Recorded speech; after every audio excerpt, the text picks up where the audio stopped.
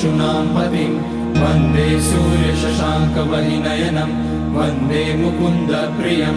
वन्दे भक्तजनाश्रयं च वरदं वन्दे शिवं शङ्करम् ॐ मृत्युञ्जयाय रुद्राय नीलकण्ठाय शम्भवे अमृतेशाय शर्वाय महादेवाय ते नमः। नमस्तेऽस्तु भगवन् विश्वेश्वराय महादेवाय त्र्यम्बकाय त्रिपुरान्तकाय त्रिकाग्निकालाय कालाग्निरुद्राय नीलकण्ठाय मृत्युञ्जयाय सर्वेश्वराय सदाशिवाय श्रीमान् महादेवाय नमः। ॐ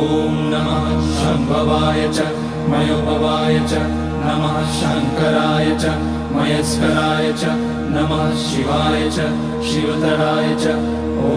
त्र्यम्बकं यजामहे सुगन्धिं पुष्टिवर्धनम् उर्वारुकमिव बन्धनान् मृत्योर्मुक्ष्यमामृतात् नागेन्द्रहाराय त्रिलोचनाय भस्माकराय महेश्वराय नित्याय शुद्धाय दिगम्बराय तस्मै नकाराय नमः शिवाय